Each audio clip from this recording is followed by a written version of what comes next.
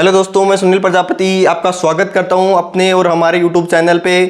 दोस्तों कैसे हो? होप करता हूं सारे बढ़िया होंगे। तो देखो, आज अपना नया टॉपिक है नंबर सिस्टम। नए टॉपिक नंबर सिस्टम के बारे में बात करते हैं। तो देखो, नंबर सिस्टम में अपना नंबर क्या होते हैं वहाँ से स्टार्ट करेंगे और नंबर के एंड तक जाएंगे। नंबर सिस्टम में किस प्रकार के क्वेश्चन पूछे गए थे, एसएससी CHSL तथा SSC MTS जो भी एग्ज़ाम लगेगी अपनी उसमें, और आने वाली एग्ज़ाम्स में किस प्रकार के क्वेश्चन पूछे गए थे और किस प्रकार के क्वेश्चन पूछे जा सकते हैं। सबसे इम्पोर्टेंट अपनी बात ये थी कि सबसे इम्पोर्टेंट बात क्या थी कि किस प्रकार के क्वेश्चन पूछे जा सकते हैं। तो अभी आपको हम बताएंगे किस प्रकार के क्वेश्चन पूछे जा सकते हैं। तो अब बात करते हैं नंबर सिस्टम की। तो नया टॉपिक है और अपना आज नया दिन है। देखो, नया दिन है, नई बात करते हैं। नया दिन है, नई बात करते हैं। अरे कल हार के सोए थे, कल हार के सोए थे, आज एक फिर से नई शुरुआत करते हैं। इसी के साथ में हम नंबर सिस्टम की शुरुआत करते हैं। दोस्तों अपनी बात करते हैं पहले नंबर की, कि नंबर होता क्या है। तो दोस्तों, नंबर आपने सुना होगा अंक के बारे में। तो यदि कोई संख्या होती है तो क्या होती है, अंक या कई अंकों से मिलके क्या बनती है, एक संख्या बनती है।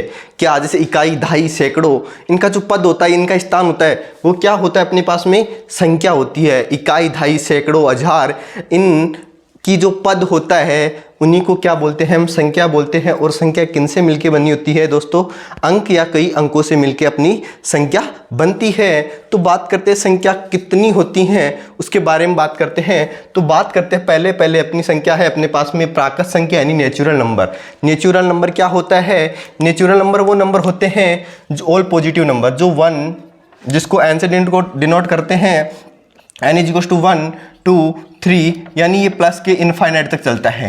यानी ऑल पॉजिटिव वैल्यू किस में आती है, अपनी नेचुरल नंबर में आती हैं। फिर बात करते हैं वोल नंबर की। वोल नंबर क्या होते हैं? तो देखो दोस्तों, वोल नंबर और नेचुरल नंबर में क्या डिफरेंस है। वोल नंबर अपना 0 से स्टार्ट होता है और नेचुरल नंबर हमेशा कहाँ से स्टार्ट होता है, +1 से स्टार्ट होता है। तो मैं कोई पूछ ले कि सबसे छोटा नेचुरल नंबर कौन सा है, सबसे छोटा नंबर नेचुरल नंबर कौन सा है, तो हम बिना कुछ सोचे समझे बता सकते हैं कि सबसे छोटी नेचुरल वैल्यू अपने पास में 1 होगी। और यहीं पे अपने पास में क्वेश्चन पूछा जा सकता है सबसे स्मॉलेस्ट वोल नंबर कौन सा होगा, तो यहाँ पे हम बता सकते हैं सबसे स्मॉलेस्ट वोल नंबर अपने पास में 0 होगा।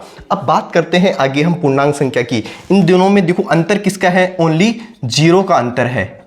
यदि बात करें प्राकृत और पूर्ण संख्या की, तो इसमें किस वैल्यू का अंतर है, ओनली 0 का। जो 0 से स्टार्ट होगी वो क्या होगी, क्या सारी प्राकृत संख्या ही वोल नंबर होगी क्या, बिल्कुल होंगी। क्या हर एक वोल नंबर या पूर्ण संख्या क्या प्राकृत संख्या हो सकती है क्या, बिल्कुल भी नहीं हो सकती। लेकिन हर एक प्राकृत संख्या एक पूर्ण संख्या हो सकती है, लेकिन हर एक पूर्ण संख्या प्राकृत संख्या नहीं हो सकती। क्यों नहीं हो सकती, क्या 0 प्राकृत संख्या है क्या, नहीं। इसीलिए हम कह सकते हैं हर एक पूर्ण संख्या प्राकृत संख्या नहीं हो सकती। इसी प्रकार से बात करते हैं पूर्णांक संख्या की, जो अपने पास में नेगेटिव और पॉजिटिव वैल्यू लेके चलते हैं। जैसे इंटीजर नंबर कौन से होते हैं, जैसे अपने पास में हो गया -3, -2, -1 0 2 3, जिसके अंदर अपने पास में नेगेटिव और पॉजिटिव दोनों वैल्यू होती हैं, वो अपना कौन सा नंबर होता है, पूर्णांक संख्या होती है, यानी इंटीजर नंबर होता है। इसी के साथ में देखो इंटीजर, क्या हर एक इंटीजर नंबर पूर्ण या प्राकृत संख्या हो सकती है क्या, बिल्कुल नहीं हो सकती। लेकिन हर एक नेचुरल नंबर पूर्णांक संख्या हो सकती है, हो सकती है।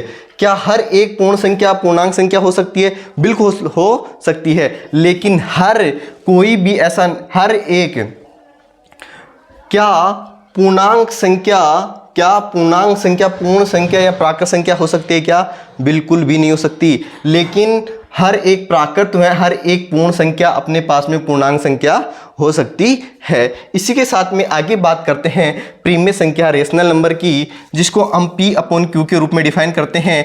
P और Q अपने पास में क्या होते हैं, पूर्णांक होते हैं। क्या होते हैं दोस्तों, पूर्णांक होते हैं। और Q की वैल्यू अपने पास में नॉट इक्वल टू 0, Q की वैल्यू कभी भी 0 नहीं होती। क्या नहीं होती, Q की वैल्यू कभी भी 0 नहीं होती। और P और Q अपने पास में क्या होते हैं, पूर्णांक संख्या होती है। अब बात करते हैं अप्रिमेय संख्या। अप्रिमेय संख्या क्या होती है? जिसको हम P अपॉन Q के रूप में नहीं लिख सकते, जिसको हम P अपॉन Q के रूप में ही नहीं लिख सकते, जिसको हम P अपॉन Q के रूप में P अपॉन Q के रूप में नहीं लिख सकते, नहीं लिख सकते। तो ये कौन से नंबर होते हैं फिर? ये तो आप समझ गए होंगे, जैसे फ्रैक्शन होती है 3/2 हो गया, 1/2 हो गया, 5/2 हो गया, etc। ये सारे नंबर कौन से होते हैं? रेशनल। अब बात करते हैं अप्रिमेय संख्या कौन सी हो सकती है? P अपॉन Q भी नहीं हो सकता। जो P अपॉन Q नहीं होगा तो अपन ने तो पहले ही डिफाइन कर दिया कि भाई ये तो पूर्ण संख्या है, ये प्राकृत संख्या है, ये पूर्णांक संख्या है, ये भिन्न में भी नहीं है, यानी P अपॉन Q में भी नहीं है। तो ऐसी कौन सी संख्या है जो P अपॉन Q में भी नहीं है और ऐसी संख्या भी नहीं है? तो ऐसी संख्या वो होती हैं जैसे अपने पास में √2 हो गया, √3 हो गया, पाई हो गया, आइडेंटिटी हो गया। ऐसी वैल्यू अपने पास में कौन सी संख्या में आती है? अप्रिमेय संख्या में आती हैं। तो अपन ने संख्याओं की बात की है, क्या होती है, तो बात करते हैं भाज्य संख्या, जिसको हम बोलते हैं कंपोजिट नंबर, इसको यौगिक संख्या भी बोलते हैं, इसको संयुक्त संख्या ही बोलते हैं। तो देखो भाज्य संख्या क्या होती है अपने पास में, जिसको कंपोजिट नंबर बोलते हैं, यानी वे संख्याएं जो एक यानी वह स्वयं के अलावा किसी अन्य से विभाजित हो, यानी वे संख्याएं जो खुद से वह एक के अलावा भी अन्य नंबरों से विभाजित हो, जिसमें खुद के अलावा और एक के अलावा किसी अन्य नंबर का पूरा पूरा भाग जाता हो, वह संख्या कौन सी अपने पास में कंपोजिट नंबर होते हैं, यानी कि भाज्य संख्या होती है।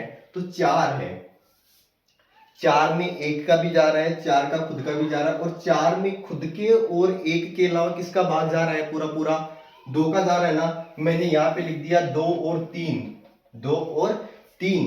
क्या 2 में एक और खुद के अलावा किसी अन्य नंबर का विभाजित हो रहा है, यानी भाग जा रहा है क्या पूरा पूरा? बिल्कुल भी नहीं जा रहा ना, और 3 में भी नहीं जा रहा ना। इसी प्रकार से मैं लिखता हूं यहाँ पे 23 एक ऐसा नंबर है क्या जिसमें खुद के अलावा और एक के अलावा किसी अन्य से विभाजित हो रहा है, जिसमें किसी अन्य नंबर का पूरा पूरा भाग जा रहा हो? नहीं है ना। तो भाज्य नंबर कौन से होंगे, यानी कंपोजिट नंबर अपने पास में वे नंबर होंगे जो एक व स्वयं के अलावा किसी अन्य नंबर से विभाजित होते हों, वे संख्या अपने पास में कौन सी होगी? भाज्य संख्या होगी। जैसे अपने एग्जांपल 4, 6, 8, 10, 9। अब देखो 9 में क्या हो रहा है? खुद के अलावा 1 और इसमें 3 से डिवाइड हो रहा है ना, पूरा पूरा हो रहा है ना।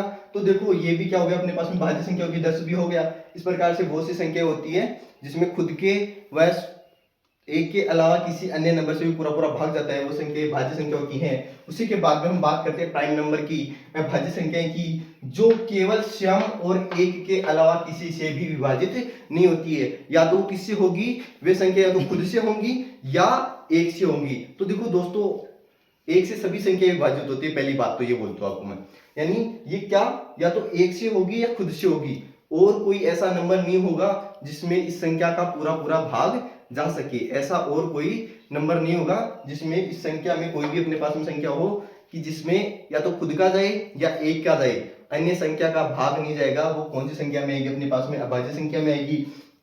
तो बात करते हैं 2 की। 2 में 2 का जा रहा है और 1 का जा रहा है, अन्य किसी नंबर का नहीं जा रहा ना। 3 में भी खुद के अलावा और 1 के अलावा किसी का नहीं जा रहा। इसी प्रकार की संख्याओं में क्या होती है? ये होती है अपने पास में अभाज्य संख्या।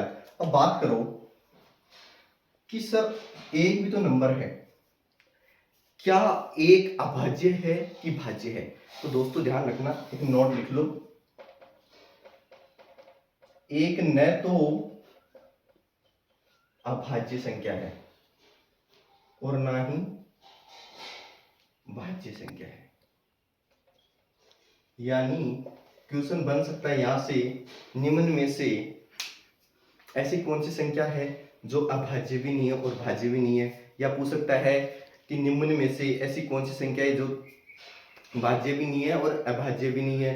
ठीक है, तो यहाँ पे एक ऐसा संख्या है जो भाज्य भी नहीं है और अभाज्य संख्या भी नहीं है। तुम्हें किसी भी कोई नंबर दे दे और पूछे कि निम्न में से अभाज्य संख्या कौन सी है, अभाज्य संख्या कौन सी है, तो तुम एक को मत गिनना, क्योंकि एक न तो अभाज्य और नहीं भाज्य है। तो अभाज्य के लिए तुम्हें मैंने बता दिया कि जिसमें खुद के अलावा और एक के अलावा किसी अन्य नंबर का डिवाइड नहीं जाए वो अभाज्य होती है। अब देखो इसमें एक क्वेश्चन और बनता है, यहाँ पे 2 दिख रहा है क्या तुम्हें? देख रहे हैं ना, ये दो क्या है, सम संख्या है। क्या है? दो सम संख्या है। क्या है? दो सम संख्या है। तो दो ओनली ऐसी संख्या है जो पूरी अभाज्य संख्या में एक ओनली दो ही सम संख्या आएगी और अदरवाइज सारी संख्याएं विषम संख्याएं होंगी। दो सम संख्या ऐसी है जो किस में आती है? अभाज्य संख्या में आएगी। और सारी अभाज्य संख्या में कौन सी संख्या होती है? विषम संख्या होती है। तो निम्न में से ऐसी कौन सी संख्या है जो सम संख्या है? निम्न में से ऐसी कौन सी अभाज्य संख्या है जो सम संख्या है? कौन सी है? दो है। सबसे छोटी अभाज्य संख्या कौन हो गई? दो हो गई। और सबसे छोटी भाज्य संख्या अपने पास में क्या हो गई? चार हो गई। तो यहां तक अभाज्य और भाज्य में कोई प्रॉब्लम नहीं होगी। अब बातें करते हैं आगे की। देखो अब बात करते हैं हम को प्राइम नंबर की। किसकी बात करते हैं? को प्राइम नंबर की बात करते हैं, जिसको बोलते हैं असहभाज्य संख्या। क्या बोलते हैं? असहभाज्य संख्या। तो देखो अपने प्राइम नंबर पढ़ा, कंपोजिट नंबर पढ़ा, अभी पढ़ते हैं को प्राइम नंबर क्या होते हैं। तो को प्राइम नंबर ऐसे होते हैं, यदि दो प्राकृत संख्या होती है अपने पास में, दो प्राकृत संख्याओं का एचसीएफ एक होगा। दोनों प्राकृत संख्याओं का यदि अपने पास में एचसीएफ अब क्या होगा? 1 होगा, तो वो दोनों संख्या अपने पास में कौन सी संख्या होंगी? को प्राइम नंबर होगा, यानी सहभाज्य संख्या होती है। देखो इन दोनों का एचसीएफ निकालेंगे, कितना निकलेगा अपने पास में? एक ही आएगा ना। इन दोनों का यदि एचसीएफ निकाले तो भी एक आएगा, इन दोनों का एचसीएफ निकाले तो भी एक ही आएगा। यानी दो ऐसी प्राकृत संख्याएं जिनका एचसीएफ निकालने पे क्या प्राप्त हो? 1 प्राप्त हो, वो कौन सी संख्या होगी अपने पास में? सहअभाज्य संख्याएं प्राप्त होगी। तो देखो कंपोजिट नंबर भी हो गया अपना, प्राइम नंबर भी हो गया, को प्राइम नंबर भी हो गया और कंपोजिट नंबर भी हो गया। ठीक है, नंबर्स को लेके अपने लगभग सारे नंबर कंप्लीट, सारे पूरे नंबर कंप्लीट कर लिए अपने प्राकृत से नेचुरल से स्टार्ट करके को प्राइम नंबर पे खत्म करते हैं। अब बात करते हैं इवन नंबर और ओड नंबर क्या होते हैं। तो इवन नंबर क्या होते हैं? जो दो से विभाजित हो,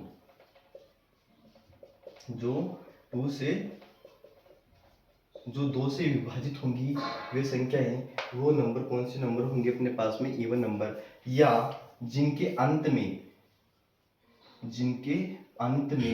0, 2, 4, 6, 8 किसी भी नंबर के पीछे यदि ये 5 डिजिट दिखे तुम्हें और तुम्हें कोई पूछे कि इसमें से ये बताइए कि इवन नंबर कौन सा है, ओड नंबर कौन सा है, मैं यहाँ पे लिख दूं 5324। अब तुम इसमें पूरे में थोड़ी भाग देने के लिए बैठोगे कि 2 का भाग देके देखते हैं कि इसमें पूरा पूरा भाग जा रहा है क्या। बिल्कुल भी इतना नहीं करना। अपने को लास्ट की डिजिट, लास्ट का अंक देखना है कि क्या ये इन 5 डिजिट में से कोई एक ऐसा अंक है क्या? 2, 4, 5, 6, 8 यदि इनमें से लास्ट का अंक यदि इनमें से होता है तो हम बिना सोचे समझे बोल देंगे कि यह नंबर एक सम संख्या है। यानी ये संख्या क्या है अपने पास में? एक सम संख्या है, यानी इवन नंबर है। यहीं पे बात करते हैं, इसका एग्जांपल हो गया अपने पास में 524, 500, 320, इसी प्रकार से 600, 366। इन 2, 0, 2, 5, 4, 6, 8 किसी भी संख्या के पीछे का डिजिट होता है तो उसको हम देख के आसानी से बता देंगे कि यह संख्या सम संख्या है। और बात करते हैं, चलो इनको तो देख के बता देंगे कि ये इसमें कि लास्ट के अंक को देख के बता देंगे कि ये अंक होंगे तो वो सम संख्या होगी। लेकिन यहाँ पे क्या होगा विषम संख्या में? जो विषम संख्या क्या होती है? जो 2 से विभाजित नहीं होती हो। क्या है? जो 2 से विभाजित नहीं हो, जो 2 से विभाजित नहीं हो वह संख्या कौन सी होती है? विषम संख्या होती है, यानी ओड नंबर होता है। जैसे अपने पास में हो गया एग्जाम्पल के तौर पे 1, 3, 5, 7, 9, 11 etc। इन संख्याओं में क्या 2 का भाग जा रहा है क्या? नहीं जा रहा ना। तो सोचने की नहीं कि इसको कैसे पहचाने। यदि 0, 2, 4, 6, 8 यदि किसी के पीछे नहीं है तो जो बच गई वो नंबर कौन से होंगे? विषम संख्या तो होगी ना। तो हम इनको तो पहचान, देखो एक संख्या को पहचान लो, या तो सम को पहचान लो या विषम को पहचान लो। सम को पहचान सकते हैं आराम से, 5 डिजिट यदि किसी के पीछे 0, 2, 4, 6, 8 होंगे तो हम देख के बता देंगे कि ये संख्या सम संख्या है। और जिसके पीछे ये 5 डिजिट ही नहीं होंगे तो ऑब्वियसली बता सकते हैं ना कि वो कौन सी संख्या होगी? ओड नंबर ही होगा ना, विषम संख्या होगी ना। अब बात करते हैं आगे। देखो अब लास्ट बात करते हैं स्थानीय मान और प्लेस वैल्यू की। तो देखो प्लेस वैल्यू क्या होती है? कोई भी नंबर दिया होता है उसमें पूछ लेता है कि इस नंबर की प्लेस वैल्यू क्या होगी। तो अपने पास में संख्या गिवन है और पूछेगा, जैसे अपने पास में 48,532 गिवन है और पूछ रहा है इसमें 5 की प्लेस वैल्यू क्या होगी। यहाँ पे 5 की प्लेस वैल्यू पूछ लिया, 2 की प्लेस वैल्यू पूछ ले, 8 की प्लेस वैल्यू पूछ ले, किसी भी संख्या में किसी भी डिजिट की प्लेस वैल्यू पूछ सकता है। तो प्लेस वैल्यू होती क्या है पहले तो अपने को ये पता होना चाहिए। तो प्लेस वैल्यू, यदि अपने को यहाँ पे 5 की प्लेस वैल्यू पूछ रहा है तो जैसे 5 की प्लेस वैल्यू पूछ रहा है तो उसके बाद के जो जितने नंबर है वहां पे क्या हो जाएगा 0। तो यहाँ पे 5 की प्लेस वैल्यू अपने पास में कितनी हो जाएगी 500 हो जाएगी। इसी प्रकार से यदि इसी संख्या में अपने पास में 3 की पूछे तो इसकी प्लेस वैल्यू अपने पास में क्या हो जाएगी 30 हो जाएगी। 8 की पूछे तो कितना हो जाएगा अपने पास में 8000 हो जाएगा। इसी प्रकार से क्वेश्चन दे रखा अपने पास में 26,950 में 9 की प्लेस वैल्यू क्या होगी। तो बताओ क्या होगी। यहाँ पे 9 की प्लेस वैल्यू क्या हो जाएगी 900 हो जाएगी। यदि 5 की पूछे तो 50 हो जाएगी। अब तुम कंफ्यूज हो रहे होगे कि सर आपने बता दी कि 9 की होगी, 8 की होगी, 5 की होगी, 3 की होगी, 2 की होगी, कहीं पे 0 दिया हुआ हो। मान लो 8 की जगह मैंने कर दिया 0 और यहाँ पे मैंने बोल दिया कि 0 की प्लेस वैल्यू क्या होगी, बताओ क्या होगी। तो देखो नोट कर लेना इस चीज को और ध्यान से सुनना इस बात को, बहुत गौर करने वाली बात है। यदि कहीं पे भी आपको ऐसा पूछा जाए, किसी भी नंबर में ये पूछा जाए कहीं कोई भी स्थान पे 0 कहीं पे भी हो, किसी संख्या में किसी भी स्थान पे 0 हो तो पूछ ले कि 0 का स्थानीय मान क्या होगा। तो ध्यान देना 0 का स्थानीय मान हमेशा 0 ही होता है, चाहे से वो किसी भी स्थान पे हो, चाहे से फर्स्ट में हो, चाहे से लास्ट में हो, चाहे से बीच में हो, 0 का स्थानीय मान या प्लेस वैल्यू हमेशा 0 ही होगी। तो यहाँ पे मैं पूछूं 40,532 में 0 की प्लेस वैल्यू क्या होगी तो क्या बताएंगे प्लेस वैल्यू 0 की 0 ही प्लेस वैल्यू होगी। इसी के साथ में आगे बात करते हैं हम पूर्ववर्ती संख्या। पूर्ववर्ती संख्या क्या होती है। क्वेश्चन दिया होता है निम्न, अपने पास में कोई भी संख्या गिवन होती है वो पूछता है इसका पूर्ववर्ती संख्या बताइए। पूर्ववर्ती का मतलब क्या होता है, नाम से पता चल रहा है, पूर्व यानी पहले जो संख्या अपने पास में गिवन है उससे पहले की संख्या बतानी है। जैसे अपने पास में पूछ रहा है 345 में पूर्ववर्ती संख्या बताइए, 345 की पूर्ववर्ती संख्या। तो इसमें क्या करेंगे माइनस का 1 करके बता देंगे। 345 में माइनस का 1 करेंगे तो अपने पास में कितना हो गया 344, यानी पूर्ववर्ती इसके पहले की संख्या होगी। इसी प्रकार से 478 की पूर्ववर्ती संख्या बताइए। तो इसमें भी क्या करेंगे माइनस का 1 कर देंगे। तो यहाँ पे अपने पास में 477 क्या होगी 478 की 477 इसकी पूर्ववर्ती संख्या होगी।